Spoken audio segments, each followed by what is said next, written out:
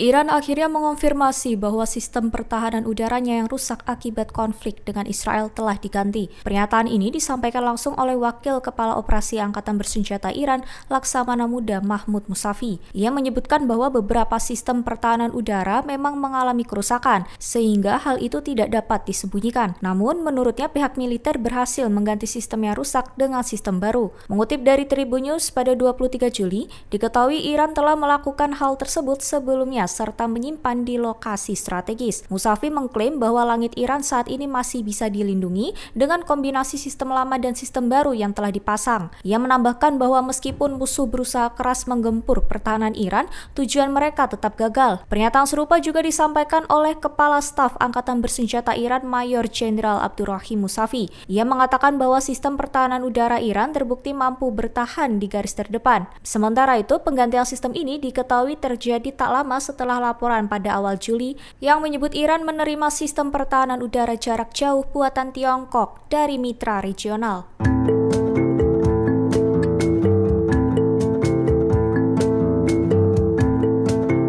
Serangkaian serangan drone mengguncang wilayah Kurdistan Irak Utara, dilaporkan menargetkan infrastruktur minyak dan gas dalam beberapa pekan terakhir. Serangan ini menimbulkan kerugian ekonomi serius hingga membuat beberapa perusahaan migas asing menangguhkan operasi mereka. Serangan terjadi di berbagai wilayah seperti Provinsi Salah al-Din, Kirkuk, Erbil, Sulamaniyah, serta Dehok, dan hingga kini belum ada pihak yang mengklaim bertanggung jawab. Mengutip dari Ynet News, pada 23 Juli, milisi Syiah pro-Iran sempat dicurigai terlibat, namun mereka membantah keterlibatan dalam serangan ini, sehingga nama Israel ikut terseret dalam dugaan, terutama di tengah meningkatnya ketegangan internal Irak serta konflik regional.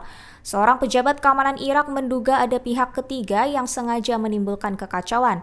Dugaan mengarah ke Israel sebagai aktor utama yang mungkin beraksi lewat agen atau perantara. Pejabat itu menyebut bahwa Israel ingin menciptakan kekacauan internal di Irak sebagai alternatif dari serangan langsung.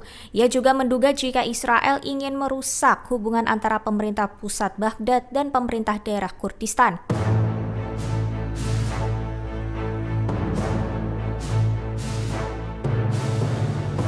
Sayap militer Jihad Islam Palestina Brigade Al-Quds mengumumkan informasi bahwa mereka kehilangan kontak dengan anggota mereka yang bertugas menjaga sandera tentara Israel, Ron Bratslavki. Informasi tersebut disampaikan melalui akun juru bicara Brigade Al-Quds Abu Hamzah pada Selasa 22 Juli 2025. Pihaknya menyatakan bahwa kontak dengan kelompok pengawal sandera telah terputus sejak hari sebelumnya. Kondisi ini terjadi setelah pasukan Israel dikabarkan berhasil menembus serta mengepung wilayah tempat Rom ditahan.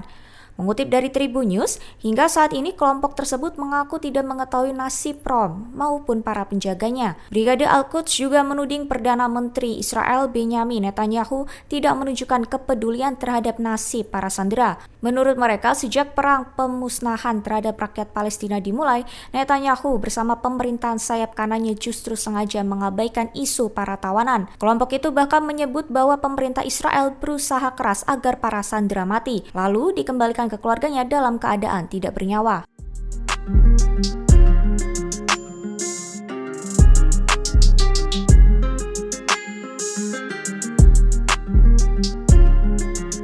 Amerika Serikat kembali melontarkan ancaman keras terhadap Iran. Terlebih, Presiden AS Donald Trump menyatakan bahwa negaranya siap kembali menyerang Iran jika dianggap perlu. Pernyataan itu ia sampaikan pada Selasa 22 Juli 2025 malam untuk menanggapi pengakuan pejabat Iran mengenai kerusakan parah pada fasilitas nuklir mereka. Mengutip dari Tribun News, sebelumnya Menteri Luar Negeri Iran Abbas Araghchi mengakui bahwa fasilitas nuklir negaranya mengalami kerusakan serius akibat serangan AS. Meskipun demikian, ia menegaskan bahwa Iran tidak akan menghentikan program pengayaan uranium yang telah dijalankan selama ini. Namun, pengawas nuklir dari Perserikatan Bangsa-Bangsa menyebut bahwa tingkat pengayaan uranium Iran tidak memiliki dasar pembenaran sipil yang jelas. Menanggapi hal tersebut, Trump menegaskan bahwa jika diperlukan, AS tidak akan ragu untuk kembali menyerang fasilitas nuklir Iran. Melalui konferensi pers di Gedung Putih, Sekretaris Pers Caroline Leavitt menyampaikan bahwa Presiden Trump tetap memprioritaskan penghancuran kemampuan nuklir Iran. Meski begitu, ia menambahkan bahwa pemerintahan AS masih membuka kemungkinan untuk dialog diplomatik jika situasinya memungkinkan.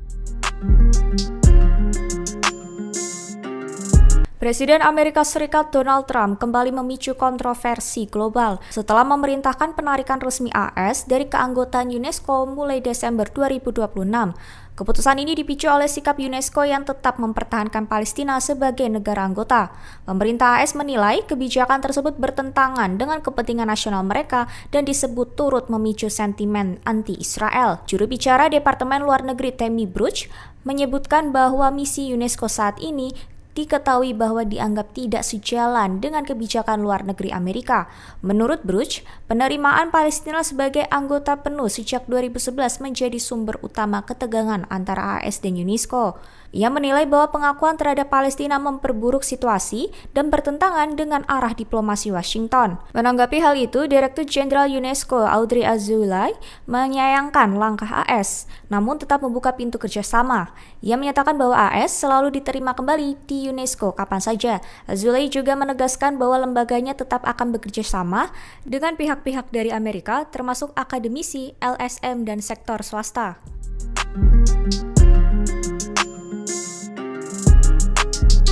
Fasilitas medis di jalur Gaza terancam tutup total dalam waktu 48 jam akibat kehabisan bahan bakar di tengah blokade ketat yang diberlakukan Israel. Kementerian Kesehatan Palestina mengumumkan penghentian layanan medis di sejumlah rumah sakit dan pusat kesehatan, termasuk klinik Al-Salam, pusat oksigen, serta fasilitas Al-Jala dan Haibar Abdel Safi.